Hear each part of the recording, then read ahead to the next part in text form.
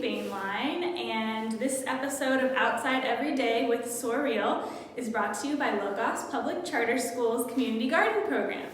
And I'm the Community Garden Coordinator at this school, and the purpose of this video is to help to connect you to learn from nature every day.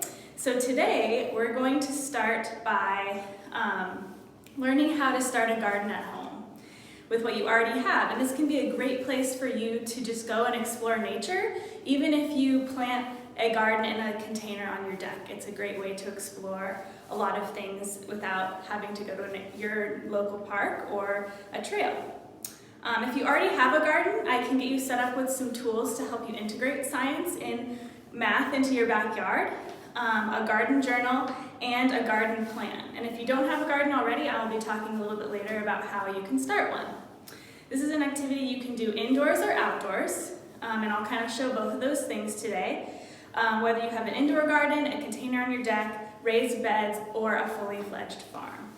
So the first activity I'm going to show you today is how to make a simple journal to keep a record of all that you're doing in the garden. So some supplies that you might need are plain paper, any size, any color. I just decided to choose some brightly colored paper, 8.5 by 11, and I'm just folding it in half. You'll also need a hole punch of some sort, or even just scissors to make holes in your journal. Something to put into the holes, you can use anything. Today I'm actually using a piece of wire from a vegetable that I got at the store. And then you can decorate your journal with any art supplies that you want. We've got some colored pencils today. So first things first, fold your paper in half. And then you can use your hole puncher to punch holes in it.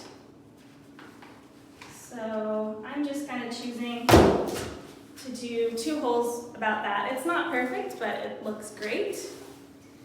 And then you can use your yarn, you can use your wire, you can even use a stick from outside to make your journal look more complete. Actually, I'm going to do it this way. This kind of shows me that it's my garden journal because it has my garden piece of flair on it. And then of course you can decorate your journal with any sort of art supply on the front. So the first thing that I'm going to do in my new garden journal is I'm going to make a garden plan. And I'm going to show you how to make a garden plan to scale with how big your garden is at home. So we're going to head outside to our garden today, and I'm going to show you how to do that.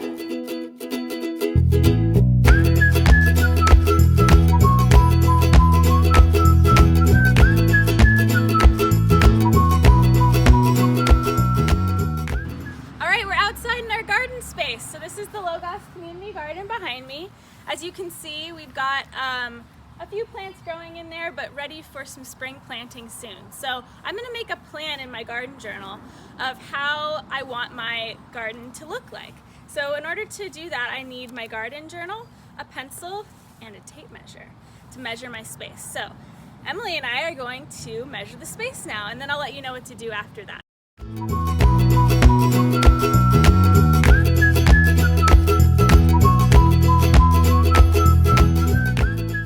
The results are in. So Emily and I measured our garden space, and our length was almost exactly 100 feet, and our width was about 36.5 feet.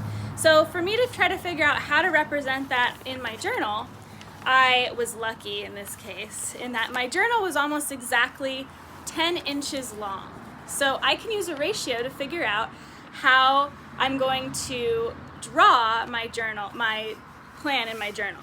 So my length ended up being 10 inches, which was in a ratio with 100 feet. And then in order to figure out the width of my garden plan in my journal, I just would convert my 36.5 feet to 3.65 inches. So I drew that. You can kind of see the outline of my garden is like this.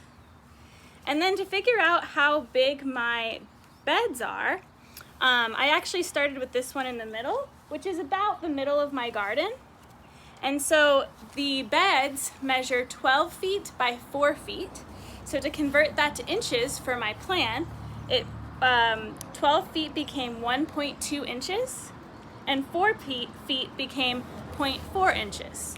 And it can be approximate. This is just a process for you to try to figure out how to make your garden look as real as possible in our drawing. So now you're ready to plant. So next I'm going to talk about what you can do to plant either outside in a space like this in raised beds or with a more unconventional setup on your deck. Alright, so now you're ready to plan what you're going to plant in your garden this spring, which actually is the topic of my second video in this series next week. So check back next week for when I'm going to talk about planting. In the meanwhile, you can check out this book, The Garden Guide of the Rogue Valley, which will help you in thinking out about what you're going to plant and where. And I'm going to talk a little bit about some other options besides raised beds that you can use to plant a garden. You can use containers such as this plastic container. You could also use a reusable shopping bag like this one, especially if it has a harder bottom that you can put in it. And since it's permeable, water that you water it with will just go out of the bottom. So the first thing you can do is fill your container with soil. And you may need some simple tools like a trowel and some gloves. However, it is actually healthy to get some dirt on your hands every once in a while. And some seeds that you might consider planting at this time, and I'll go over more of these next week, but some faster growing seeds include radishes. These will be actually ready to harvest within a month. There's really cool varieties like this and this radish, watermelon radish. At this time you can also plant beets, carrots, hardy greens like kale, chard, and mustard greens. Have so much fun dreaming up your perfect garden. A good place to start might be thinking about what you like to eat or even a life cycle that you're curious about. And I'll include a planning sheet along with this video to help you out with that. Next week, I'm going to teach you all how to plant starts and seeds and answer some common questions about why gardeners use things like cover crops. So stay tuned for tomorrow's Outside Everyday episode about soil texturing and soil ribbons with Corelia Vereck of the Jackson Soil Water Conservation District. Meanwhile, share this video if you liked it, and I'll see you next week.